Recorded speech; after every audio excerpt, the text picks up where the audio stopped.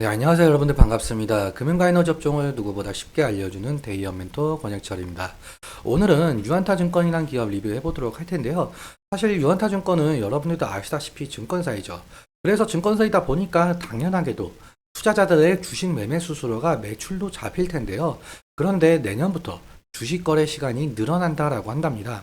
그렇다면 주식 거래 시간이 늘어나면서 매매 수수료 매출이 늘어날 가능성이 있는데요. 그렇다면 어떤 식으로 주식 거래 시간이 늘어나고 있는지 같이 한번 확인해 보면서 천천히 얘기 나눠보도록 하겠습니다.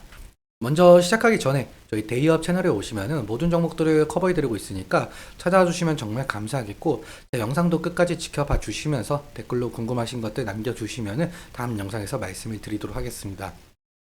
그럼 유한타증권 바로 보도록 할게요.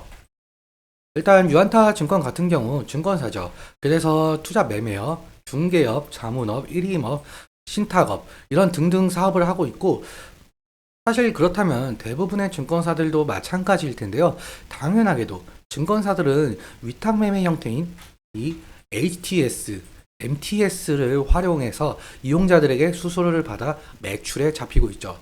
그렇다면 HTS나 MTS를 통한 이용자 수 증가, 그리고 지수가 좋아지면서 주식하는 사람들이 증가가 되어야 수수료 매출이 오를 텐데요. 일단 여러분들도 이 뉴스 한번 보신 적 있으시겠지만 같이 한번 살펴보도록 할게요.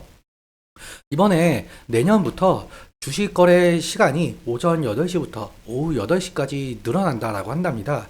올해 연말부터 모의 거래 시작한 이후에 내년 1분기부터 시행을 한다라고 하는데요. 사실 현재는 KRX, 즉 한국거래소 체제 하에서 주식 거래를 하고 있었었죠. 그런데 이번에 국내 최초로 대체 거래소라는 게 생겨났는데요. 이 대체 거래소는 한국 거래소보다 더 낮은 수수료를 제공을 하겠다라고 한답니다.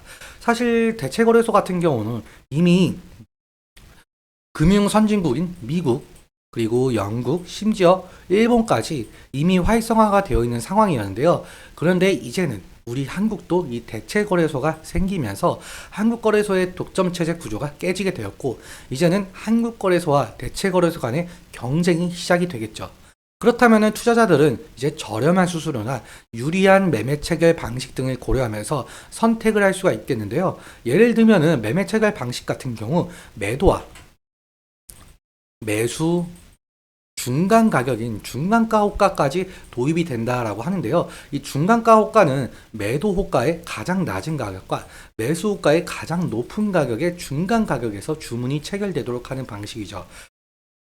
그 말인 즉슨 호가를 세분화시키면서 한국거래소와 차별성을 둔다라는 말일 것 같은데요. 아무튼 이 대체 거래소를 통해서 유가증권 시장과 코스닥 종목 중 약 700여 종목을 밤 8시까지 주식 투자를 할 수 있게 한다라는 건데, 그렇다면 투자자들은 퇴근 이후에도 주식 투자를 할 수 있게 되면서 기존 투자자들은 물론 시간이 부족해서 주식 투자를 못했던 분들이 이제는 퇴근 이후에 주식 투자를 하는 신규 이용자가 될 가능성이 있으니 주식 투자 이용자 수가 큰 폭으로 증가할 가능성이 있겠죠.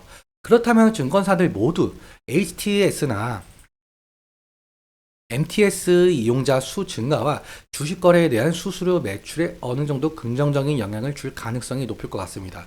그리고 이 대체 거래소 같은 경우 향후에는 장 마감 시간을 최종적으로 새벽까지 거래가 가능하도록 만들겠다라는 건데요. 심지어 ETF와 토큰 증권 시장도 상장 계획 중에 있죠.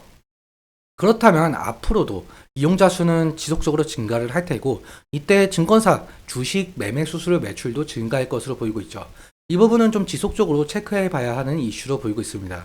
그런데 사실 투자자들은 이 대체 거래소라는 것을 이용할 수 있으려면 어떤 것을 가입을 해야 하고 어떤 것을 또 설치를 해야 하고 하는 귀찮음이 있지 않을까라는 생각이 들 수는 있을 것 같습니다. 그런데 하지만 이런 것을 좀 예견을 했는지 대체 거래소에서는 투자자들은 기존에 이용을 하던 증권사의 HTS나 MTS를 사용할 수 있게끔 만들어서 별도의 추가적인 조치할 필요 없이 편리하게 이용을 할 수 있게끔 만들어 둔 시스템으로 볼 수가 있을 것 같습니다. 앞서 말씀드렸다시피 대부분의 증권사는 이용자들의 매매 수수료가 매출에 잡히기 때문에 기존 이용자뿐만 아니라 신규 이용자 수가 늘어난다면 내년부터는 증권사들의 매출 상승에도 도움이 될 것이고, 그렇다면 주가 상승의 모멘텀이 될 가능성이 높겠죠.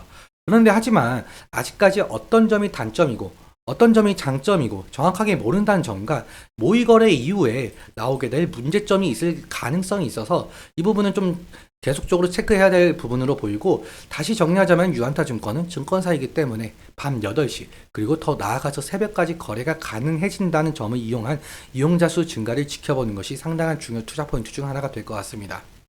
그러면 차트 한번 살펴보도록 할게요. 일단 유안타증권 차트 같은 경우 최근 2월 달쯤에 기업 밸류업 정책 이슈가 한번 나왔었죠.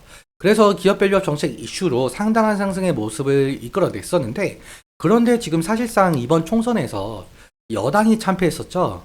여당이 참패를 하고 야당이 승리를 하면서 이 기업 밸류업 정책이 제동이 걸릴 수 있다는 얘기가 솔솔 나오고 있는 부분입니다. 그래서 이 부분을 좀 지켜보면서 지속적으로 좀 이슈를 체크해야 할 것 같고, 아무튼 지지라인 같은 경우 제가 미리 선을 좀 그어놨는데요. 이 지지라인 같은 경우 장기 이평선인 120일 이평선 부근이 될 가능성이 높겠죠. 어제도 그렇고 그리고 이틀 전에도 그렇고 이 부근까지 좀 하락을 하다가 지지를 받고 그리고 아랫꼬리가 달린 모습인데요. 그리고 2023년 4월쯤에 이 부근의 지지를 받고 상승했던 전적이 있었었죠. 그래서 다시금 이 부근에서 지지를 받고 상승이 일어나는지 지켜봐야 하는 부분이고, 만약에 이 지지 라인을 이탈 시에는 2차적으로 이 전저점, 이 부근이 될 가능성이 높을 것 같습니다. 이 부분도 최근에 지지를 받고 상승했던 전적이 있죠. 그런데 만약에 2차적인 지지 라인까지 이탈을 하게 된다면 리스크적인 관리는 필요하겠죠. 그리고 기업 밸류업 정책이 야당의 반대를 무릅쓰고 시행이 될지는 아직 모르겠지만, 만약에 이런 모멘텀을 가지고 다시금 상승을 한다면 일단 흔히 심리선이라고 불리고 있는 이 20일 이평선 돌파가 상당히 중요한데요. 이 20일 이평선을 돌파를 하면서 상승 추세로 넘어갈지 아니면 다시 저항에 막혀 지지라인으로 후퇴를 할지, 이 부분은 좀 지켜봐야 할 부분으로 보이고 있습니다. 일단 오늘은 여기까지 말씀을 드리면서 오늘 내용 여러분들께 도움이 되셨다면 구독과 좋아요 부탁드리고, 그리고 말씀드린 내용과 차트적인 부분에 대해서는 제 개인적인 견해가 있을 수밖에 없기 때문에 여러분들의 주관적인 견해와 함께 투자를 하여 현명한 선택하셨으면 좋겠습니다. 오늘도 시청해주셔서 너무 감사하고 지금까지 멘토 권혁철이었습니다. 감사합니다.